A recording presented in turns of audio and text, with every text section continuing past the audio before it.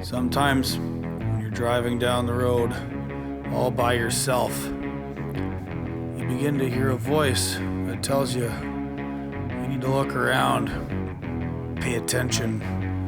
Maybe something isn't quite right. That voice is me. It's the voice of Gord.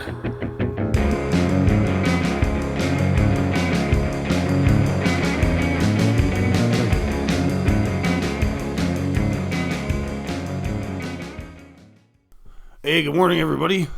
Welcome back to Voice of Gord. Very quick intro here for you this morning.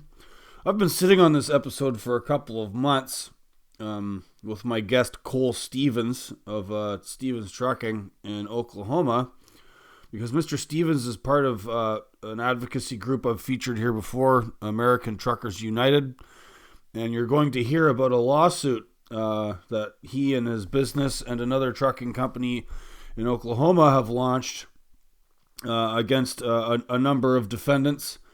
And that lawsuit we sort of announced yesterday on Tucker Carlson's show. You might have heard about that. That finally dropped. I went down to Florida and met with Tucker in March, and we've been waiting for him to release that episode because I mentioned it briefly, and we wanted to give Tucker's show the sort of, breaking news, as it were. But anyhow, Cole joins the show. Great guy, great advocate for truckers, has been working with the Oklahoma state government. As I understand it, he's also running for a position in the Oklahoma state government. His family are lifelong truckers. I think his dad started their family trucking business when I was born in 1979. And Cole has been out there working with my friends Shannon and Harvey and Cliff over at ATU and trying to get the industry cleaned up. And we had a nice chat about that here. I think you'll quite enjoy it. If you missed it, I was on Tucker Carlson again for a second time, and I will have links to that in the show notes. I'll have a bunch of photos on the Substack of Cole, and he donated a truck at Matt's for to help raise awareness about Delilah's Law, and there's lots of photos with Marcus and Delilah Coleman that made it around, so I'll have some of that in there for you. And great little episode. But like I said, I've been sitting on it for a while. Glad to finally get it out. I got a couple of more here in the holster for you. Some stuff coming out in the next 2 weeks I think you guys are going to really enjoy. And let's get to it. Mr. Cole Stevens from Stevens Trucking and American Truckers United.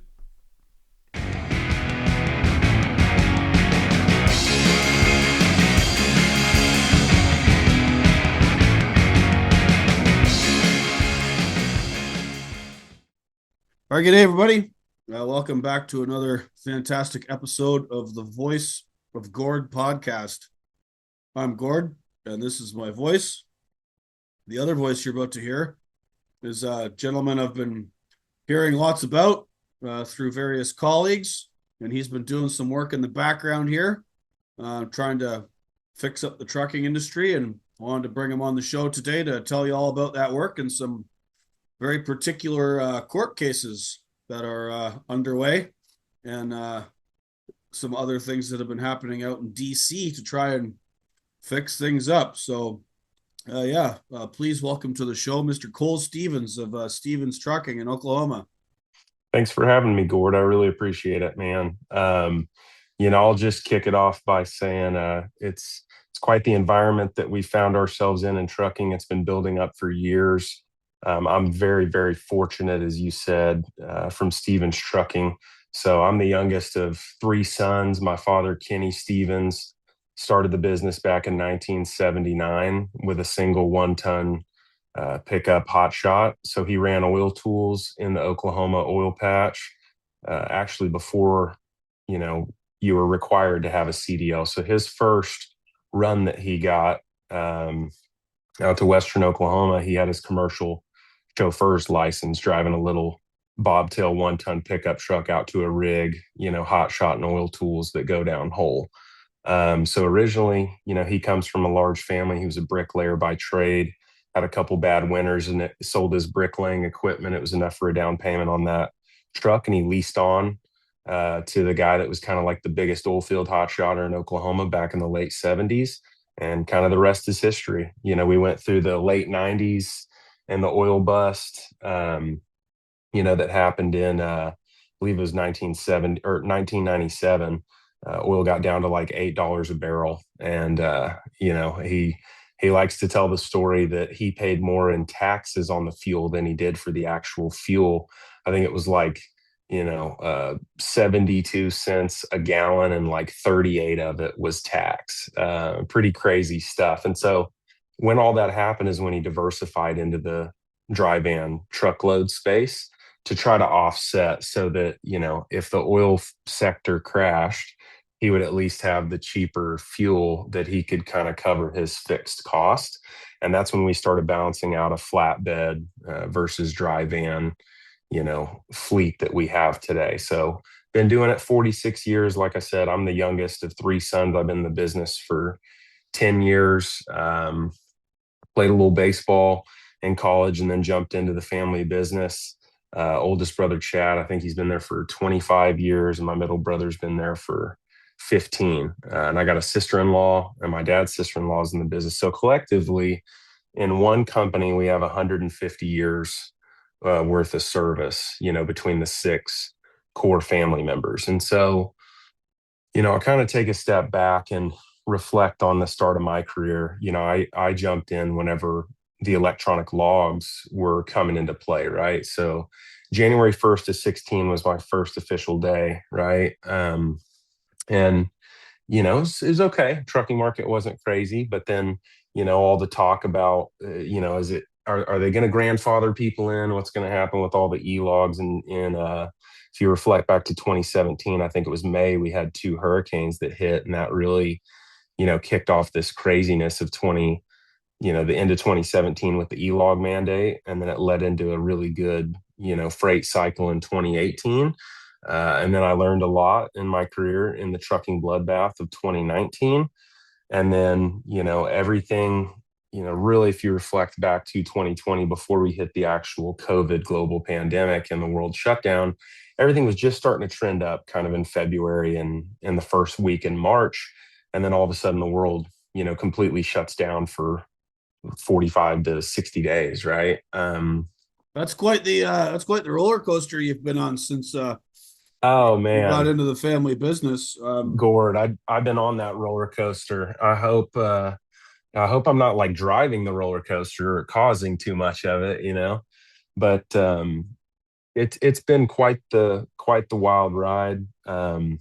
We had that big boom in 21 and 22, and then my core piece of the business is chief strategy officer, is sales.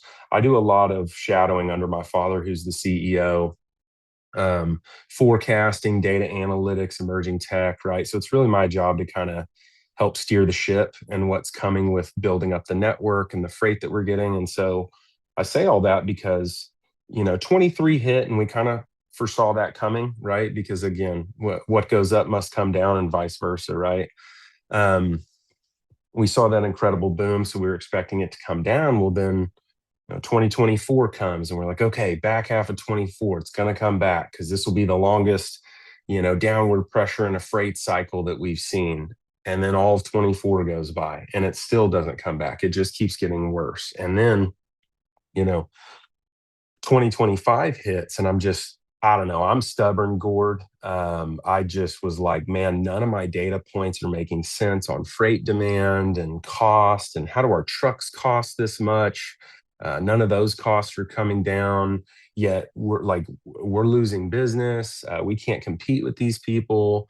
And I'm just like, what is happening? And so, you know, we I don't know, we kind of put feelers out, and it was just like through fuel providers and things.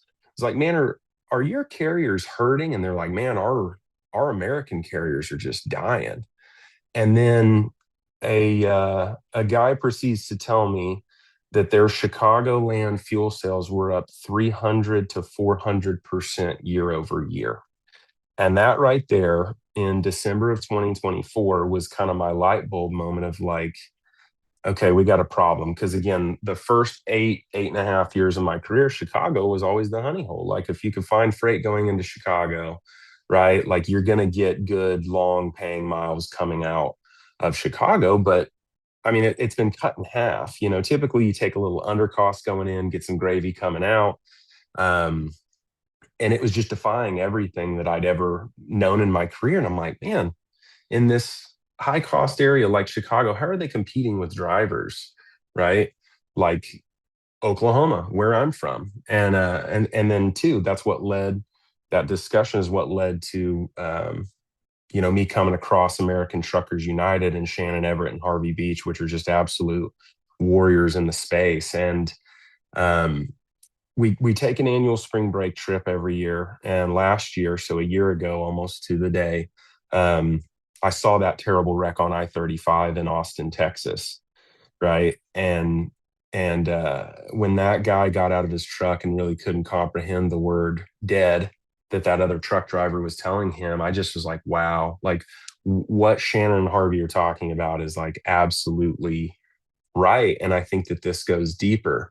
So I got back and I had a discussion with my father and just basically was like, look, Dad, I'm dropping everything. Like I gotta figure out what's really going on in the space. Cause again, like I said, I'm very, very stubborn.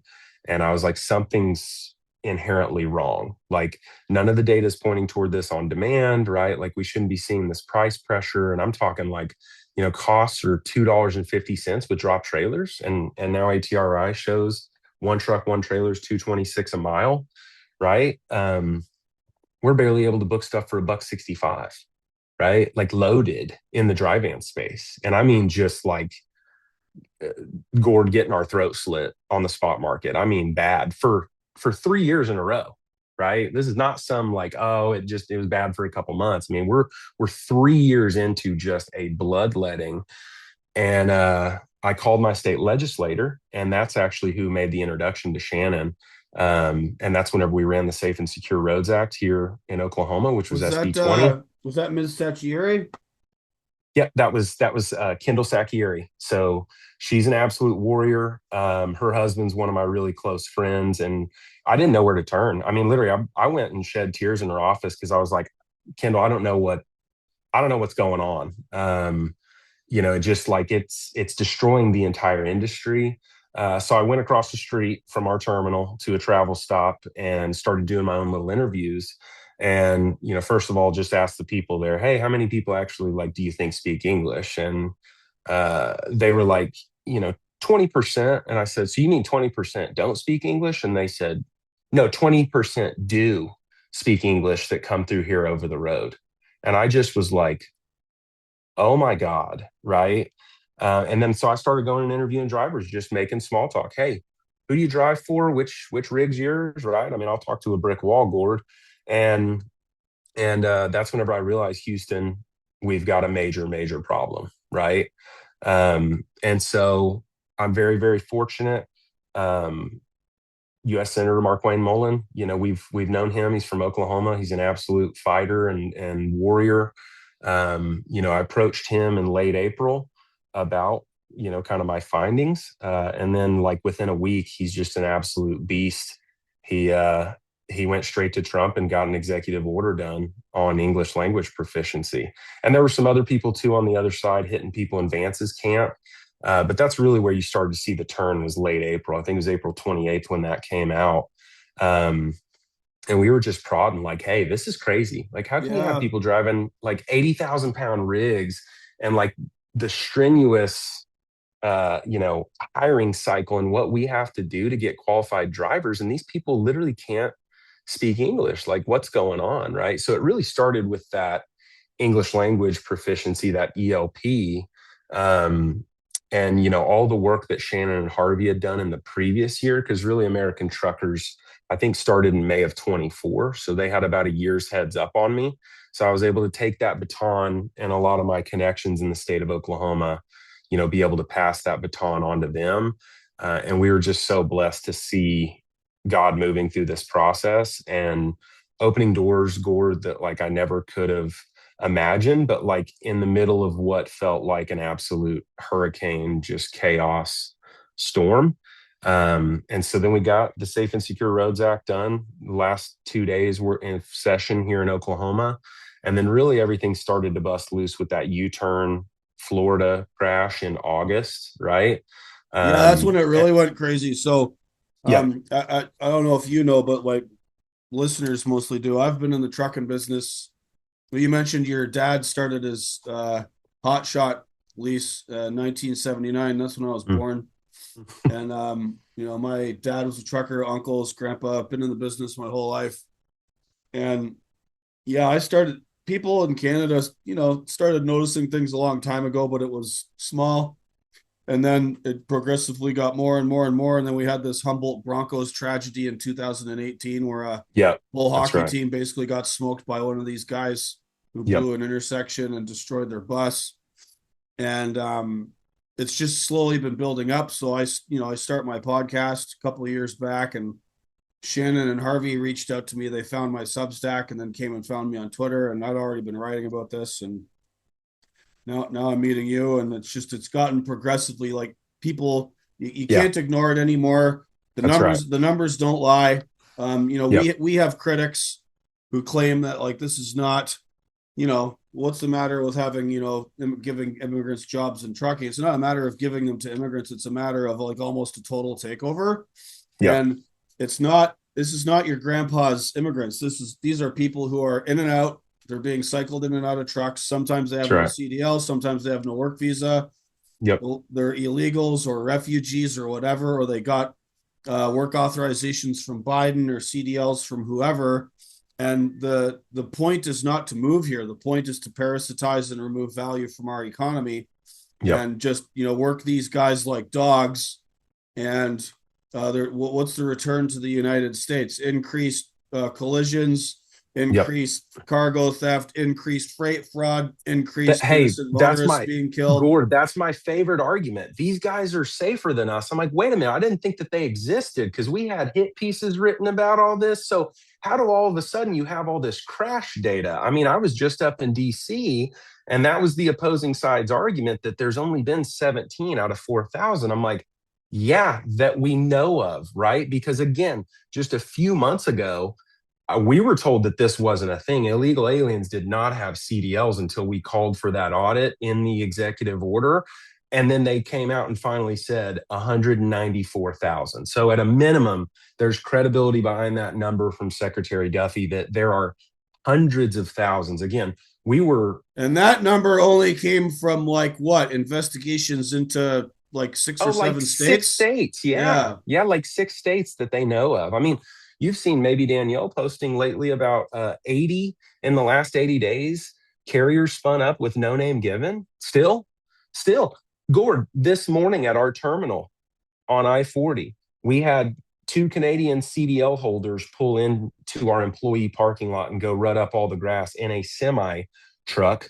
And they got out of there before we could, get the authorities to come get them. They literally tore the camera off, rutted up our road this morning. And I'm like, why are they that far west of like I-35 if they're running north south? And it tells you they're probably running east to west within the United States and committing cabotage. I mean, you just got to call it what it is, right? That's still today, right? They probably thought that they were getting on the on ramp for I-40 and they were going into our employee lot that you cannot successfully turn a semi truck around in. It's insane. Still today, that's me this morning. Even though I'm fighting this fight, that's what I got to wake up to this morning. Yeah. I earlier today, so I was at work and I was asked by a radio host from a prominent AM talk radio station in Canada and Saskatchewan. They've had four overheight load bridge strikes in the last 2 weeks. Mm-hmm. There was a guy here that got caught from the Ukraine going down the New York State Thruway, and he hit Yeah. over a dozen bridges, like Yep. over so many miles. Didn't even notice, didn't stop. Cops had to chase him down. We had a It happened in guy. Oklahoma too. Yeah, we There had a was one guy. in Oklahoma. Yeah, it's just everywhere. It's every day. Like we Yeah. see this because we're on Twitter and people send us the stuff. But like if you zoom out and look at all of North America, it is every single day. There's Yep. collisions, guys rolling over, guys pulling stupid stunts like at your yard, guys losing loads, guys hitting bridges. And so I'm just calling it the competency crisis, Yeah. right? Well, and you And get what you pay for, right? I don't pull up to, McDonald's because that's the thing. It's been this race to the bottom. And I don't hand them $8 and they hand me out an 8-ounce filet mignon, right? And so what do you expect when they have driven through pushing that driver shortage narrative? That's what you're getting. And the old guys, those old American guys or those old Canadian guys, like your dad and your uncle and you, exit the business because they're like, dude, I'm not putting up with this crap anymore. This is not like a really strong middle class occupation. They've diluted it down. They diluted it down to the third world, Gord. And so that's what we're getting. That's what we're getting. I mean, I said this before, like, what would it be like, if people were like, hey, we got a shortage of these air traffic controllers. Well, what are we going to do? Repeal their English language proficiency requirement? Are we going to just start we're just going to open it up to start checking the box and saying that you can give out licenses for air traffic controllers because there's a shortage? No, they're going to get paid more because it's a safety related, very high risk occupation. And so is trucking. So is trucking. We have way more deaths on the road involving large tractor trailers than we do in the skies. Way oh more. yeah, by orders of magnitude. And anytime an airplane crashes, that's like front page news around the This entire morning, world. this morning. Oh Yeah, yeah, yeah, yeah, LaGuardia. this morning. Yeah, Yeah, I that's know. right. And again, are we going to start flooding in because they say we have a shortage, for the sake of what? Money? That's it. And that's what the Biden action plan was all about. I'd challenge your listeners to look up that Biden action plan from 2021 where they tout cutting red tape. We issue 400 to 450,000 CDLs a year. They literally said in their first year from February 21 to February 22, they issued 876,000. They doubled it That's right. Yes. in a And year. something I want people to understand if you're listening to me for the first time, I talk about this in my book. I've mentioned it before. Shannon and Harvey have both been on my show. I've been chasing this story for a long time now, but I've also been observing these changes in the trucking industry before it started becoming apparent to everybody else. And the standards, the barriers to entry have been under attack for a long time, and that was happening before the sort of flood of migrants during Biden. We had this thing in 2016 where they dismissed the enforcement of the ELP. And then Mm-hmm. if you look at like a more granular level, this is both parties. There's like Republicans trying to change state law in Wisconsin, saying, in Wisconsin, to be a truck driver trainer, you have to have 2 years of experience, and they're trying to get it reduced to one. We got this guy in Iowa. He was on some show last week, still talking about a truck driver shortage, and all he's Oh, doing is trying to like hand money out to CDL schools and companies to like hire more yep. people. It's like, dude, there's no shortage. The shortage is Yep. of pay and respect and Yep. competency, Look and at constantly cycling through people and not retaining the good ones is the That's right. problem. Look at Walmart's fleet, man. 4% turnover, but it's because look at their pay. But it's because they're Fortune 1 and they can afford to pay their drivers like that, right? So when you pay to that level, right? If the entire industry was able to do that, could you imagine a world with 4% turnover, Gord? I couldn't, The guys I used right? to work for in Canada were like a 4 to 5% turnover company and It's always have been. incredible. It's incredible. Well, we've been getting gutted for the last 4 years, so you can't afford to pass any more on to any bit of your help when you're already losing as much as we all have been in the American trucking space. And that's why, like I said, I'm stubborn. So I stood up and was like, enough's enough. Because my father's always said, if our drivers aren't making money, then we're not, right? If we're not keeping those wheels moving and getting them, bringing home the bacon, but it's gotten to where you can't hardly get a hold of freight anymore, right? Which really brings you to the kind of carrier versus broker argument Right. Oh, ultimately. this is where the conversation is going to get spicy, I think, a little bit. Well, so I want my listeners to know that there's these. I want you to speak about two different court cases, and the first one is the Supreme Court and gets to the. So we've had all these crashes. We've had a number of people killed, maimed, lost limbs. We have this Delilah's Law thing. This poor little girl's got cerebral palsy and developmental issues now because an illegal from India crashed into her car in California. And so this question before the Supreme Court is like, how much longer are we going to let the brokers and the intermediaries get away with not vetting carriers? And there's this raging debate online. Like, is it up to the FMCSA? Is it up to the brokers? I think there's a lot more to it. And you, I believe, sir, gave expert oral testimony about this case that's being deliberated by the Supreme Court right now. So could you tell us a bit about that? So we got to do an amicus brief to the Supreme Court.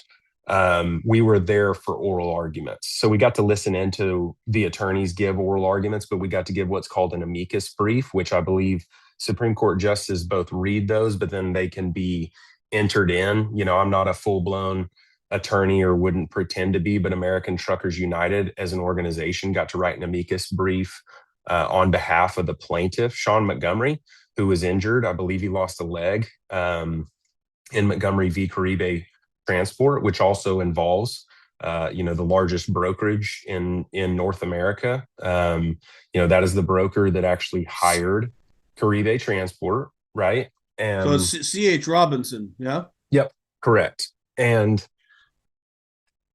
basically these brokers and, people like the U.S. Chamber of Commerce are, writing briefings for the defendant, which is Caribe Transport and C.H. Robinson, and stating that, they don't hire the driver, right? So they should be immune to state tort. Well, everybody knows what state tort is, right? It's a crash, right? That's the only reason that you're going to get involved in like that type of state tort in the transportation business for the most part. Like those are your big lawsuits. Part of our argument is there's a care, custody, and control mechanism, right?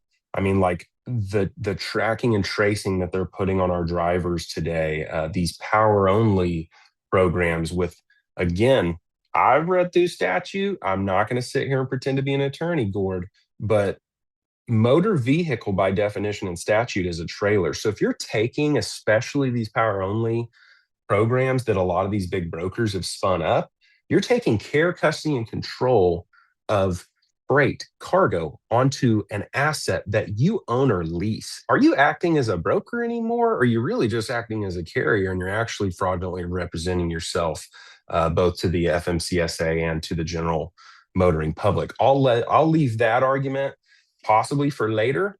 But to me, it sounds like you're acting as a carrier without actual proper authority. And then two, you would then need to be entered into a lot of these lawsuits as a carrier as well. And we see the liability that carries, right? And so you've got a lot of these massive brokers that, I believe are trying to pull off plausible deniability, but I believe that it's really willful negligence. If a redneck like me from Oklahoma, I'll say this for the record because I'm sure somebody's going to dig it up. I am a redneck from Oklahoma. If my butt can find these chameleon carriers at the level that we found them, and we can champion this the way that American Truckers United, Harvey Beach, Shannon Everett, and myself did, believe me, if you're putting yourself out there like you're this multi-billion-dollar technology heavy logistics company, I think you should be able to find this yourself too. Don't you think, Gord? Yeah, well, so little anecdote, something I've mentioned on the show a couple times before. Craig Fuller from FreightWaves, CEO over there, invited me to one of his F3 events in Chattanooga a few years ago. Free ticket, came on down, hung out. And one of the products I noticed people were selling is everybody's got some carrier vetting platform, carrier vetting, building trust, Mm-hmm. highway, and all them guys were there. And it's like, does anybody know who's hauling what anymore? Like, why are we all vetting carriers? Is anybody like talking to people? Do we know who's hauling Yep. stuff? And Yep. between that and the power only nonsense where, now big carriers like JB Hunt and Werner and Knight Swift and all these guys are trying to copy Amazon and FedEx. Why even bother having trucks, right? Yep. If you can like have somebody else own the truck and also own the liability, you Yep. can hire, for lack of a better word, muling fucking cabbage morons that don't know what they're doing, and you can wipe your hands of it when they do what morons do. And I think that's what's going on here. I get it. America's a litigious society. There's lots of lawyers out there. I've had a couple of them on my show. We have nuclear verdicts. We have all this stuff. But like, just trying to avoid that instead of saying, maybe we should just like have competent operators and look after our equipment like we're for supposed to for do public for safety, public right? safety. Everyone's trying. Genuinely, Everyone's trying to pass the buck. You know, I that's said right. this. I said this on Twitter the other day. I said the most high volume freight in trucking is the buck that's being passed. Yep, that's Right? right. That's exactly right. Double, triple, quadruple brokering, not knowing who's carrying what. I mean, again, and at a time that you're supposed to have all this technology, right, Gord? And my argument would be that they do know because almost every broker that I've ever dealt with requires tracking. So you can't tell me that they don't know exactly who's driving that truck. It's that simple. They require track and trace because here's the fun part for me being a good, safe American carrier. Now that the market is flipping, they are fining and feeing us to death because prices are going up. So they're withholding all this. Oh, well, your driver didn't track timely or they didn't update us every 15 minutes. But then how can you sit here and your side wrote an amicus brief saying that you really don't know who's driving these trucks?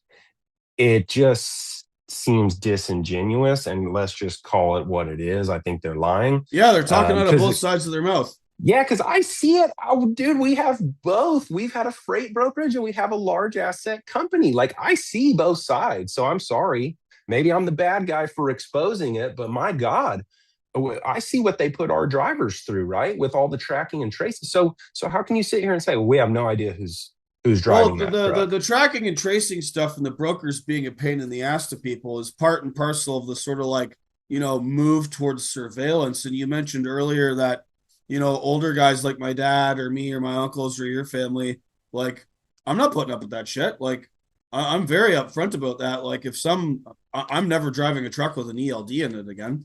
I Yeah, mean, the ELD was brought into the industry supposedly to make it safer. It has not. And over and above the fact that it has been hacked by all these Eastern European and other offshore, Central Asia, India, wherever, all these offshore carriers, so that they yep, can go in there and like force their underpaid slave labor to work 20 hours a day while I yep, cannot. And then that the yep, same tool is brokers demand to use it so they can harass you. Like, why would anybody in their right mind subject themselves to this crap? You know, it's I come from the old days where like handshake, yep, I was told by yep, my dispatch I need to be at this location at this time and I'll be yep, there. And I was that's right. always there. And like I've Yep, never had a problem. The only time I ever got fired from a company ever, only job I've ever been fired was because of the ELD. And I yep. objected to it and I was fighting with them too much about it. And they said that's enough out of you. It was Um, 100% utilized to weaponize against the safe American carriers. I mean, genuinely, because like we've been through an audit. We've been through federal audits, and they absolutely gutted us long time ago, right? Back in the old oil field, hot shot days when the feds come calling, they're looking to try to shut people down. Well, where are they? Where they been? Where they been with all the Eastern European, the Punjabi province drivers? Where they been for the last 5 years, right? And all we ever got was, well, we don't have enough manpower to do these audits. And I'm like, well, then quit giving out USDOTs. I literally called them out in front of the Secretary of Transportation. Gordon, when my father started in '79, they issued about 5,000 USDOTs per year. Do you know how many they issue right now? 180,000 per year. 180,000. I said that right in front of Secretary Duffy and the FMCSA representatives that were there were like, oh, we don't want to hurt the small business. I'm like, you're killing the small business right now Oh, they're because full the of safe, shit. I yeah, remember this, that. Yeah, somebody suggested that there'd be actual like new entrant audits actually happening, and the price of a motor carrier or USDOT number increased. And Derek Bars said that's too much of an imposition on small business. Motherfucker, the FMCSA has done nothing except crush small business ever since its inception. Like, who are we kidding here? I'm like, I get it. Bars and Duffy are like trying to do what they can here, but like, it's really hard for me. And Derek Bars, God bless him, whatever, he's a cop. He's always been a cop. That was his whole career before getting into working as a bureaucrat. He does not know what it's like to run a business. He does not know what it's like to be out here and have to work in these market conditions with all of these people that are like running scams. For him to just Oh, say, "Oh, we're it worried about small businesses," get the f out of here, man. it's the Wild West out here in our drive like that. You lose drivers all the time because they're just like, look, I'm done putting up with this. Like, I'll just go be a Walmart greeter or something, right? They're sick of the way that they're treated. They're Yeah. sick of the fact that there's no park. That's a whole nother scam. The parking deal is a complete and total scam. We have 60 acres to operate 400 tractors. These people that are operating out of apartments and things, these ghost carriers and chameleon carriers with the large scale that they are, they're leaving their equipment at the travel stops. That's their terminal and the rest stops that the American taxpayers have paid for, Gord.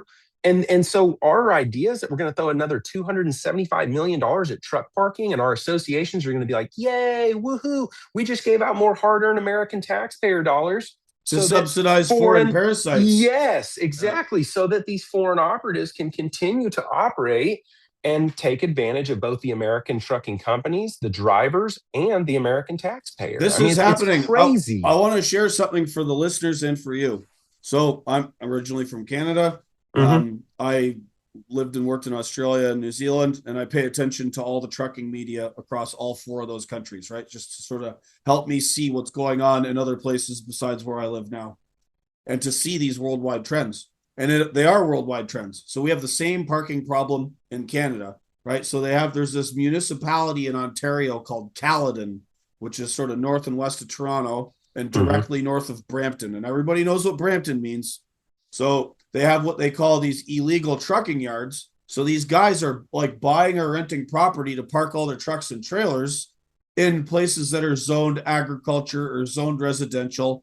And the local government, like people complain, local citizens complain, but now that the municipality of Caledon and the city of Brampton, who's sitting on local government that's supposed to be doing the enforcement on this stuff? It's not people that look like me. So it keeps going on. And then when you're in Australia, so in Australia, rest areas are called park bays, right? You just pull over, have a snooze in your truck, and then away you go. Hmm. They've never had enough of them for guys down there before the sort of invasion started. And now they're getting the same thing. Just guys just showing up and leaving their trailers there, dumping off like tires and garbage. And like Yep. all these parking areas in Australia are just all, the government ones are just all turning to rat shit. And it's always the same guys doing it. What a coincidence. Yep. It seems very coordinated. I'll say that much, Cord. It seems very coordinated and it's been very consistent, right? The way that this has moved across the world. Yeah, no, I wrote an article about this in my Substack a few weeks back. That's second in a series on the sort of like Punjabi penetration into the trucking industry. And when you start like getting real deep in it, and you connect it to other bigger things, right? Like the Prime Minister of India, Narendra Modi, he has an official immigration policy. He encourages his people to leave because he understands that if his people move to other countries and then they get involved in other countries' politics, they can do things pro India and pro Indians, and then they send a whole bunch of their money back home. So now Narendra Modi doesn't have to worry about like, oh hey, 4% of my GDP is built on remittances now. Oh, also I don't have enough work here for all these friggin' people, Yep. and if I don't get them out of here, they're going to be a pain in my butt because now I have to look after a bunch of men standing around with nothing to do. So let's just send them everywhere else. So we Yep. have this second most populous country in the world whose government's official policy is everybody get out and go work somewhere else. Do whatever you got to do. We don't care if it's legal, just go.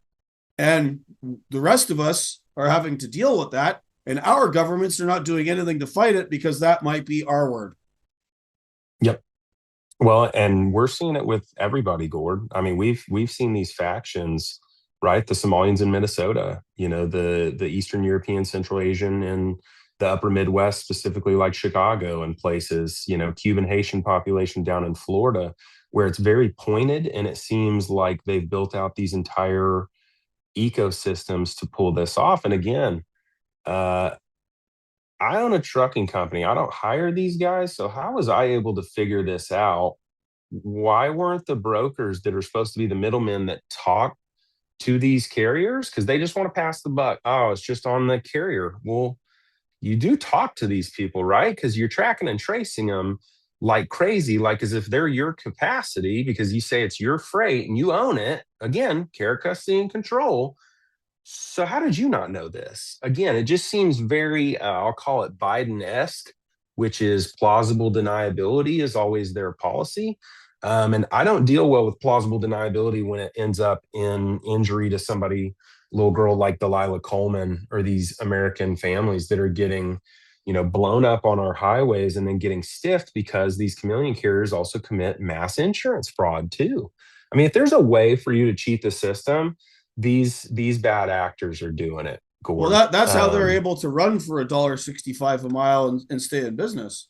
Oh, we've heard testimony from people close to some of these really bad actors that these bad actors tout that they've made more money than they can spend in a lifetime at $1.65 a mile, Gord, while that destroys American families, right? And American business. So again, Well, if they're this, doing that, so this begs the question. So if they're running at these cheap rates and putting everybody else out of business, but yet they're making more money than they could ever make, what are they not paying for? It seems to be yep, the only bill they're paying for is probably fuel. They're ripping yep, off the insurance. They're paying yep, their drivers nothing because half the time the drivers are indentured servants or in on the scam or whatever.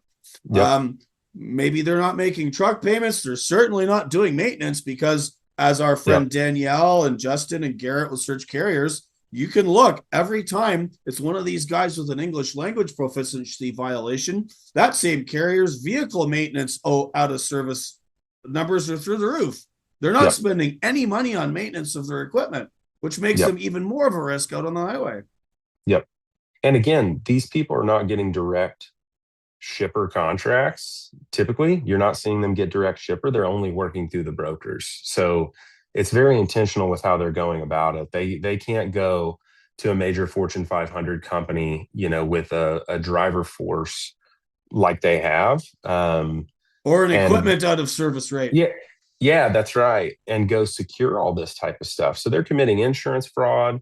A lot of them are misrepresenting themselves. And then obviously they're working through the brokers. So it's like, what somebody's got to be held accountable, right? You can't, or we're going to have like the largest public safety crisis. It's already been brewing, but it could continue if we don't put a stop to it. Right. So, speaking of putting a stop to it, we mentioned a couple of court cases. You just mentioned Montgomery versus Caribe, which is now in deliberations. Can you remind me and my listeners when the ruling on that comes down or is expected to come So it down?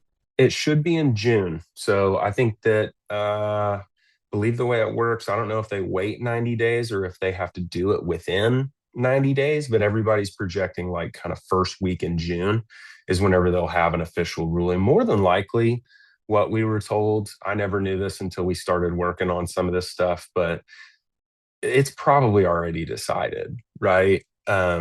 They they read through all the amicus briefings, they hear oral arguments, and then typically what we were told is the justices usually just get together for like coffee and kind of go, you know what I mean? They kind of go through it pretty quick while it's fresh on their mind because right now they're going through other cases. It just takes a while, kind of like doing, litigious things, right? It takes a while to really write the ruling and kind of refine it and make sure that they're all in agreement because they release the findings together as the Supreme Court, right? It's been really cool getting to learn some of the civics. Little sidebar here for the listeners, but like, yeah, we got some brokenness in our country, but man, we have a pretty kick-ass country, Gord. Like genuinely, dude, I've always been a patriotic guy. My favorite movie is Mel Gibson's The Patriot, legitimately. Like, I don't just say that to say it, but like, dude, getting in this circle of like seeing how Congress is working, seeing how the executive branch is working, state governments going back and forth to federal,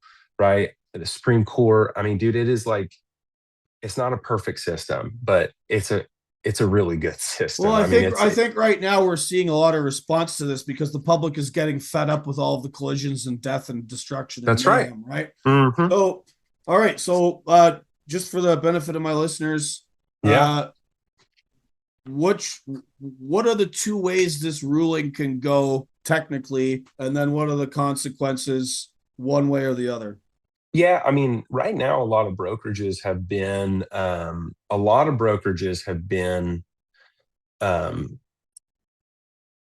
really claiming, right, immunity through that federal preemption.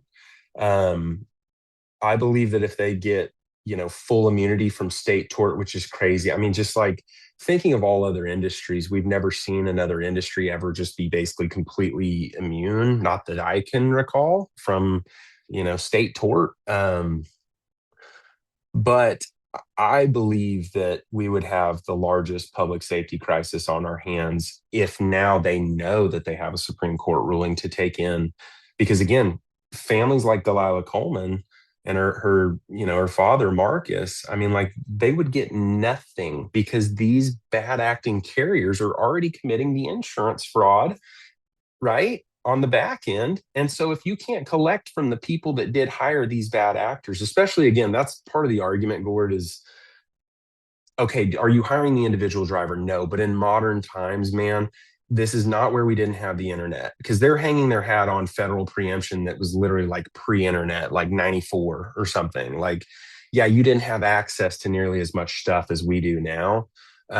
You should know that these outfits are bad actors. I can look at the data and know it, dude, with a tool that costs $400 a month. Instantly Not publicly accessible. And I yeah, think I think search yeah. carriers is basically they have like a free tier. Like, Yeah, yes. And so again, multi-billion dollar tout themselves, sell themselves to their customers as we're these big technologically advanced logistics companies. I just think that they're choosing not to see it all no, for it's the all it's sake it's of, all it's all bullshit because they want wage arbitrage. They don't want to pay yeah, our rates. They don't want to pay for American drivers. They don't want to pay for the maintenance. yeah, They well, will because take they'll they will take the that discount yeah, because quarterly earnings, maybe they're owned by private equity value scrapers. yeah, I hate to sound like a crazy leftist, but sometimes those guys are right. yeah, We have greed heads in control, and if they get away to bypass safe rates and bypass safe carriers and pay that's for right. cheap indentured servants driving junk working for gangsters in Serbia, they're going to Yep, do it. yep. And that's what like, man, I was really upset that this is a little more personal, but like, man, I got three young kids, and during COVID, when the world shut down, that was obviously a very scary time when you reflect back on like nobody really knew what it was, especially the first few days. I mean, dude, I've got pictures of myself in a hazmat suit, literally going up and like not sleeping. I literally didn't sleep for 3 days in a row when the world shut down, which kind of weird really happened with an Oklahoma City Thunder game, right? Chris Paul runs off the court. Next thing we know, it's like everything's canceled once they canceled that NBA game. I think that was like March 10th or 11th of 2020. And not knowing like what this thing is, what the virus is, anything, I went 3 nights without sleep, and was up there at nighttime spraying down everything until we could like get, a cleaning crew established, figure things out. I worked 72 days straight away from my wife and my young children, and we were hailed heroes in COVID, right? Just to be literally turned around and sold down the river. And so when I reflect on like the last 6 years of my career, that's the most disheartening thing. It's not about money. It was like, man, American drivers, like they served this nation, right? They did. They delivered the goods. They kept people with the ability for them to stay in their homes, very similar to nurses and law enforcement and all those things. I mean, they really served, and the people that served them served, just like my family. And then to be 100%. and then to be sold out, right? Just for people to, how nana nana boo boo, we get to hide behind, right? This liability and this federal preemption. Yeah, if I may, on a slightly on a similar tangent. So I'm from Canada. I've written a lot about the Freedom Convoy. I went home and Yeah. I went home and I went to Hmm. Ottawa for the first weekend. And the same you see the same thing in Canada, right? Like truckers are heroes during COVID, at least the first part of it. And then Justin Trudeau decides, well, you haven't taken your vaccine, and we're going to impose this mandate on you with no science behind it. Everybody's already like working the solitary lifestyle. Then the Freedom Convoy happens, and then they've been pursuing them guys to the ends of the earth. Like Yep. I think I think we're talking like into the 30-40 million dollars of taxpayer money has been used to pay for lawyers to chase down peaceful protesters. A bunch of those people were in jail. I've written about all this, but the point being is that truck drivers worshipped and then sold down the river. And then in 2022, if you look at the immigration numbers in Canada and the issue of temporary foreign worker permits and this international mobility program, it just goes straight up on every graph in 2022. And it almost seems like Trudeau's just like, oh, you Canadian truckers don't want to listen to me? I'm just going to flood the market. It's Yep. exactly the same thing Biden did. Yep. So I've got my own theory. We'll say this publicly. This is my take, okay? Bear with me here. Just at a macro level, when you get into politics, this is very simple. It's almost like too simple, Gord, that like we overcomplicate things, but like all conspiracy is in general, it's just two people getting together talking about something. And we sometimes forget that like these big decisions just sometimes get made between a couple people, like a few people, especially politically, when you're talking world elite major political moves. My theory on why a lot of this stuff happened reflect on the Green New Deal, right? Green New Deal, all this renewable energy. What do you think that was designed to do? My thought is that it was designed to cripple the GOP. Most most GOP jobs are tied to oil and gas. So you start running a lot of oil and gas out of business, are they going to be able to give to their political party of choice, Gord? If you're the Obama administration from '08 to 2016 and you pass all this renewable energy, right? That you guys, that they, and that a lot of the Democratic Party ensures and does a lot of these things, right? I also feel like one of the most conservative occupations that there is in America is being a truck driver. It's probably 90% conservative. So to me, we got caught in the crosshairs of just like this massive, like political elite war over money. And really believe in my heart that that's what it boils down to, and that they're not thinking in the X's and O's that we think of, which is like, hey, I got to pay my bills.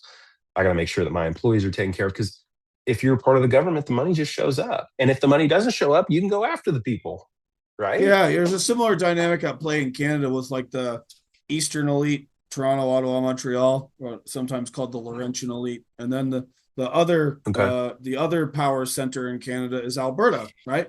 The sort of Calgary, Edmonton guys, all the oil people and agriculture and ranching. Yeah.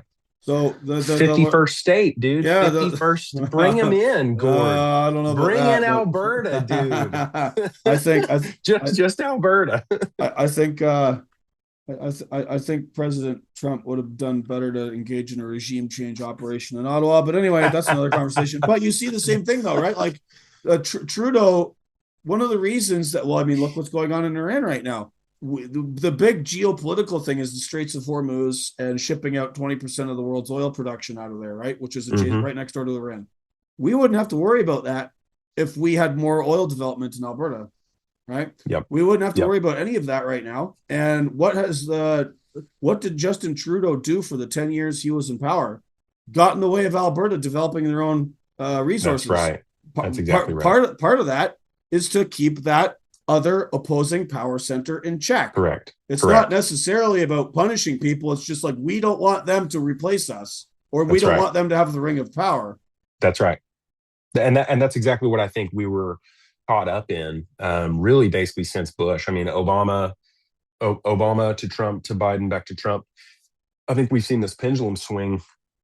Um, and again, our occupation and the way that we grew up, I think was heavily taken advantage of. And look, this organized crime that's really pulling this stuff off with the chameleon carrier side, especially utilizing the freight that they get from the brokers, they're not dumb. I mean, this is literally some of the most intricate things to pull off. I feel that you could see. I mean, especially when they're doing it in every facet. I mean, we're seeing cab card fraud, the insurance fraud, VIN numbers being swished. I mean, like you go down the list and say, hey, what bad stuff could you do if you're a carrier? And I named 10 or 15. They're doing all 10 or 15.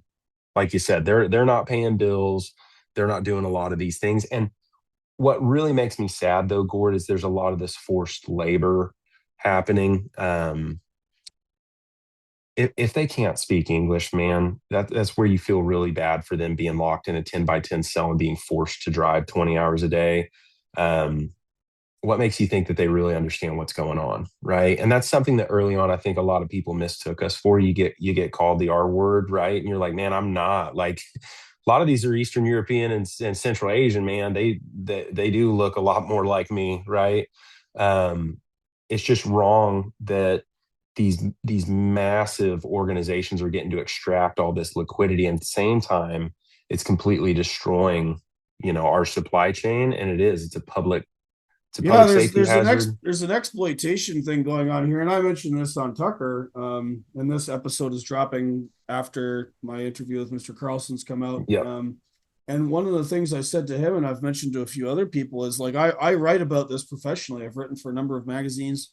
I've made pitches to the Washington Post, to the Atlantic, to all these major liberal media organizations, mainstream media. We have an exploitation problem here. Like this is not just about Trump being a meanie with the English language proficiency. There's so many problems with this like flooding of the trucking market with all That's these right. guys from every corner of the planet. Hmm. There's just That's and right. I've tried to discuss it on their terms, and they don't want to hear it. They don't Oh, you care. got to remember though, Gord. I can't. I'm not going to say this just so I don't get myself in any hot water. But who owns WAPO?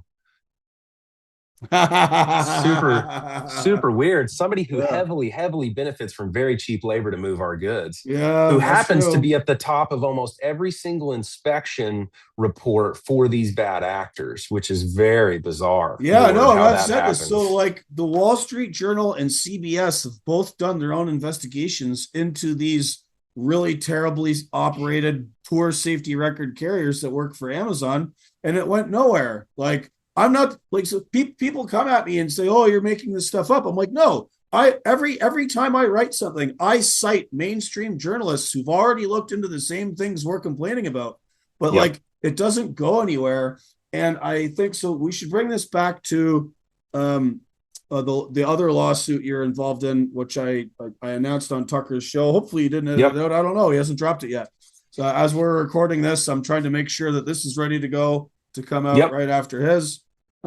So Stevens Trucking, along with another carrier in Oklahoma, are suing a number of these large freight brokerage houses for their involvement in orchestrating this parasitism on the American trucking industry and profiting from it. So tell us about that lawsuit. Yeah. Yeah. So, we do have an active pleading on file. I can't get into just complete and total too many details, Gord, but yes, we do have an active pleading going against some of the largest logistics brokers in all of North America. And, these forced labor practices, and again, back to some of the things we talked about earlier in your show, care, custody, and control, right? A lot of those arguments can be made that again, like, how are you operating, right? Are you truly operating as a broker? Are we operating as a carrier? And if you're doing these things to us, right, as a broker, then you got to speculate that that stuff is going on too with all these foreign bad actors, right? So again, how can you claim that you track and trace all these loads and that's how you sell your customer and all these things, but then on the flip side, you say, well, we have no control over that. We have no idea. I mean, again, back to like the amicus brief with the Supreme Court. I mean, I think it was maybe the TIAs, maybe. The when you read through that amicus brief that's public, it's like you're talking out of both sides of your mouth Well, they constantly. want to have it both ways. And Yeah. if I may, if you go back, everybody always wants things both ways, right? So a lot of the stuff that's going on in the trucking industry, as one of the sort of central themes in my book, is that like, the Motor Carrier Act of 1980 comes along, deregulates the business. Okay, great, necessary reform. I have a whole chapter, pro and con, about Motor Carrier Act. Right, here's both sides of the story. Here's what the regulation of the business looked like beforehand. This is who benefited. This is who didn't. Now I'll leave it up to the reader to decide what they think, right? But Yep. the people who wanted, the people who wanted, most of them, most of the people that wanted the Motor Carrier Act and the deregulation of the business were wanting a free market, right? They wanted a free market so that they could sign up and start their own trucking company instead of Yep. being like forced out by the big guys and the cartels. And that's great. The problem is this: they got their free market. And then once the consequences of that free market started to take hold, they came Yep. right back to the government asking for help and asking for the government to do them favors instead of dealing with it themselves, right? Yep. So there's Yep. always, always, always going to be people talking out of both sides of their mouth saying X and Y and just like trying to wash their hands of whatever side of it that doesn't work out for them.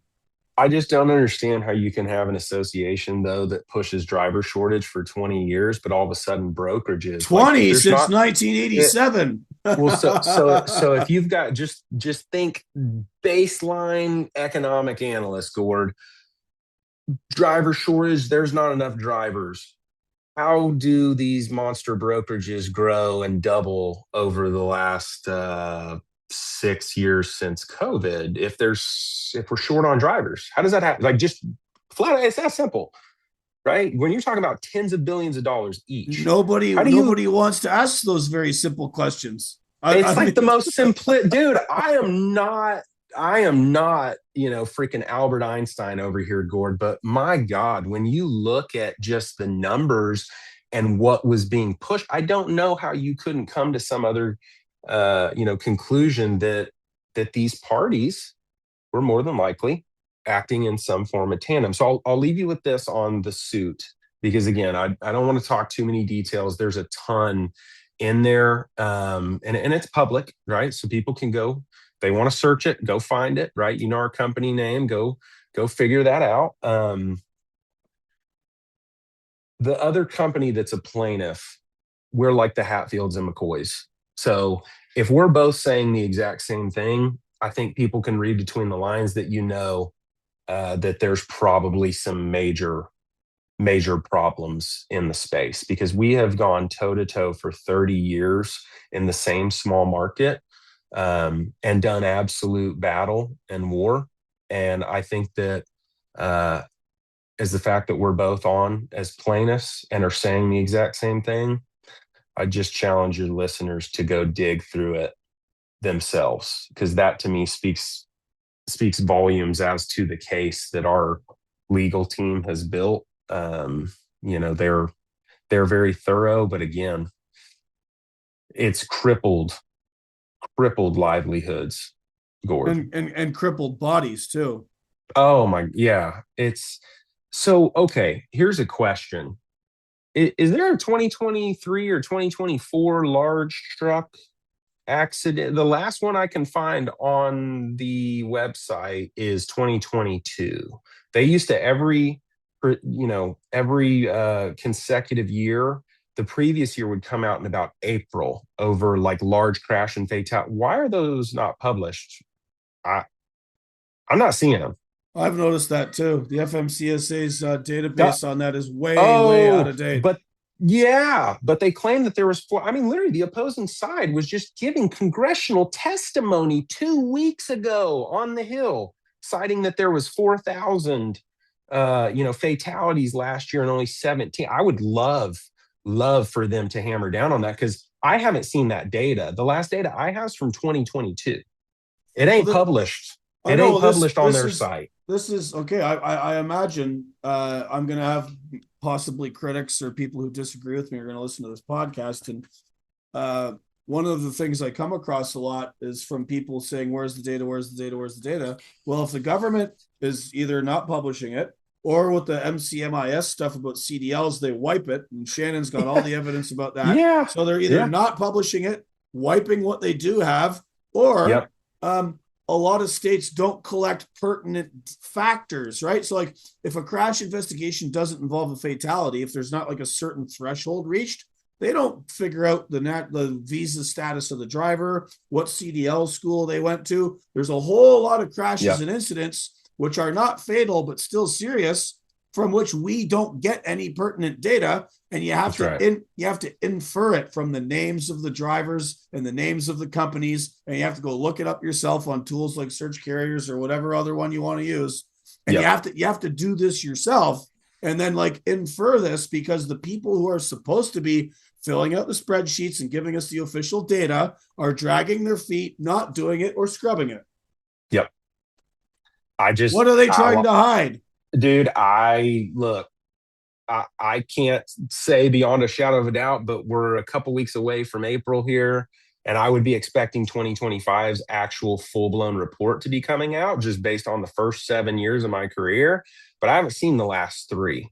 Again, maybe I'm going crazy, Gord, but I think people should start asking. I mean, that's all I started doing. That's all Shannon started doing. That's all Harvey started doing. That's all you started doing, right? Danielle, Garrett, everybody just being like, what is going on, and why are so many of these things lining up that they just all seem so convenient, I guess you would say, um, because you don't have the data. Because if we did see this massive spike in injuries and fatalities, it would just completely cripple the opposing side's argument. And I'm like, where are those reports, man? Like, where? Why are they not published on the FMCSA's website with actual details, granular detail, or whatever the site is that has the large bus and fatality statistics on it with the granular reports that always used to come out? Why are they not there? Why? Just please, I need an answer. Yeah, we're gonna have to get on Duffy and Bars about that here. Toot sweet. I think we're gonna see Mr. Bars at Matt's later this week. Yeah. Yeah, Yeah. we're recording this interview Monday, March 23rd. TBD when I'm gonna release it yet again. I'm waiting for my thing with Mr. Carlson to come out first. And then That's super exciting, man. Super exciting, Gord. It's yeah, awesome. I still don't get it. Why, who am I and why have I been on that guy's show twice? Like I It's don't, really, it's really just cool it's though, just man. bizarre. It's Well, bizarre. thanks for representing truckers, man. Like genuinely, it's So, awesome. somebody has to, because one of the points that one of the I in fact I devote an entire chapter in my book to this question: who represents truckers? Yeah. And it's a very muddy, American Truckers United does now. yeah, I'll tell you that it's a much. very muddy landscape, you know, like uh this is the problem with the driver shortage narrative, is that the American trucking associations, who we all know are a corporate lobby group that represent mega carriers, and my belief is that they represent their customers and not the carriers, but anyway, um they have run the tables on the media, they have run the tables on DC, and they just say whatever they want. And as soon as somebody reads American Trucking Association, they turn their brain off. Oh, these guys must be the experts. They must represent truckers, and nobody questions what they're saying, The right? thing that I want to see the most is Bob Costello's calculation on how he came up with 80,000 for the drive. I just want to see the calculation. Again, I'm no AI specialist or some algorithmic, guru on math, but I'm like, where did where did that come from? Very, again, I'm a simple man, Gord. Just how did we Yeah. get to 80,000? And now how are we, like, how's other people saying 160,000? I just need to know that calculation. I just need it.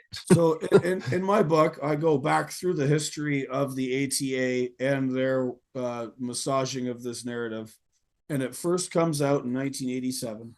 And in Wow. 1987, they published this study, and they claim, and this starts to be recycled in the media, that if we do not get 600,000 more drivers by 1990, the economy is going to collapse.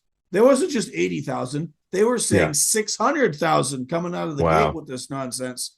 Total collapse of the economy if we don't get 600,000 drivers in the next 3 years, 1987 to 1990. Like, Yeah. how did nobody poke holes Yeah. in this back then? Yeah. And there's been a lot of sizable carriers that when they increase their pay because they have more market share, they see driver turnover plummet. right? So I mean, literally, like, but again, because people would be like, well, why don't you just pay more coal? Well, we're already losing a ton of money at what we're paying. We're paying as much as we're paying more than we can afford to try to fight this fight, Gord, for our American truck driver. You can't control the market when they take it over. Back to your first point, this was not like a Visa thing. This was a complete and total takeover, and they were very successful with doing it. I believe it was mainly through the ability to use middlemen, brokers that turn a blind eye. Because typically there's got to be somebody helping, right? People from foreign lands don't just come here and figure things out completely on their own with no help from the inside. I firmly believe that there's going to be a lot of Americans that are going to be held accountable throughout this entire journey for doing what they did as they should be, right? They've destroyed people's livelihoods and lives like Delilah Coleman, Marcus Coleman. I mean, you see it almost every day. I mean, literally, the four in Indiana, the Austin, Texas crash that started my story, Washington, with that American guy. I mean, it's Yeah. every So, day. while you were in DC, so you went and you heard the testimony for Montgomery versus Grebe, Hmm. the oral Yeah, arguments, and yeah. you've been very involved with helping out Shannon and Harvey. Uh, do you get the sense that there's any appetite in DC for congressional hearings into this larger question? Never mind passing Delilah's law, never mind Yeah. these Supreme Court cases, but an actual congressional Mhm. hearing that investigates WTF happened to the American trucking industry in the last 5 years. What's going on? Who are we dragging in here to tell us about what's going on? And let's get to the bottom of There this. there should be, but there's a lot at play between who controls what, right? Between different committees, who's got purview.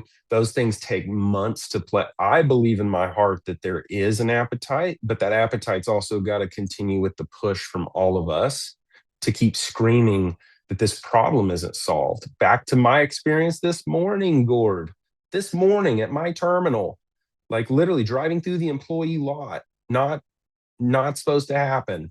Can't get a big rig in there. Tore off the freaking camera for our buzz in stuff because we have a secure facility. And crazy, right? Like crazy, still going on today, like you said, March 23rd. And we can't stop. We can't stop screaming about this issue. And, priority number one is getting Delilah's law passed. But that also can't just be something that the congressional leaders just say, "Hey, we gave you your win, now go away." No, Yeah, no, we it's need got to we be a need step. we need enforcement, Yes. right? But then we also need accountability for what happened because it can never happen again. And I will forever, unless somebody decides to come wipe me out, which who knows, maybe they will, Gord. But I'll never stop being the watchman on the wall for as long as I live. I've seen way too much, way too much is how bad and how dirty and how deep and how big scale, large scale this issue is, man. I'll never give up this fight because I've seen it destroy people. Like you said, maim, kill, and then destroy financially. And like, dude, it can't happen with an occupation like trucking. It's too important. It's way too important, man. It's crazy. Yeah, no, I think there's an attitude amongst, not only just our broker friends, but their customers, Fortune 500 America, the spreadsheet brain types that, oh, you're just driving. Like they dismiss any idea of skill and competency. They believe in the hype about autonomous vehicles. And it's like, let's like crush these guys as far down as we can with in-sourced labor. And then once the robots show up, it'll be even cheaper. And we never have to think about American truck drivers again. I believe there are people in our society that actually believe that, and that's the goal they're Oh, there, pursuing. yep, there absolutely are. And that's the thing is like, man, it's too, it's too public safety facing, right? Um, to go down that path. And we're on it. We are on that path Oh, we're way already. down it. We We're are way down it. we are way down the path. All right, Mr. Stevens, you've been very generous with your time. I have to bounce. Where can people find you online? Where can they learn more about the the lawsuits you're involved with? Where can they learn more about Stevens Trucking? Yeah, Just go to our promote yourself. Yeah, go to our Facebook page and then obviously go to our website, stevenstrucking.com. You can look up stuff about me. I'm on LinkedIn. I'm not like the world's biggest social media guy because I'm constantly working. And we've got a lot of the Freight X world behind us, which is awesome. I'm just typically trying to make sure that our trucks are rolling down the road and then working on policy, like you said at the beginning. I'm usually a lot more in the background until you see my ugly mug up there with Shannon in DC.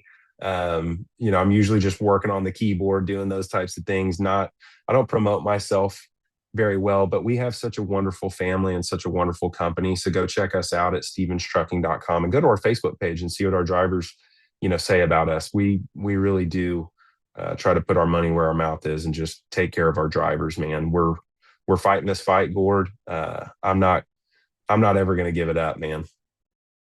No, I'm glad to meet you. Neither am I. I think the trucking industry has served me and generations of my family very well. Yours Yeah. as well. And the Yeah. economy keeps everybody fed, keeps our economy moving. And we can't leave it to incompetence and I gangsters. I just don't know how we go again. COVID was like it was the pinnacle. Like you're a hero, but then you say, oh, hey, they're not as boy. It's just steering wheel holder. You know what I mean? It's like how quick that mindset changed from like, man, we love our drivers. You know what I mean? To then all of a sudden it's like, they're just, they're replaceable. You know what I mean? Like bring in the forced labor, and you're like, man, all for what? Money, money, Gord. That's what it comes back to. Money. And the saddest part is until something happens to you or you're this involved or like your family member, you know what I mean? Like Delilah. And like a lot of people just don't understand how bad it is out here, you know? And we gotta keep fighting. But we got momentum, seeing all the associations start, dude. Even like Teamsters came out and put out a press release, you know what I mean? Like on chameleon carriers or whatever it was. I mean, finally, you're just like, because regardless of whether or not you like them or not, they do have huge voices, right?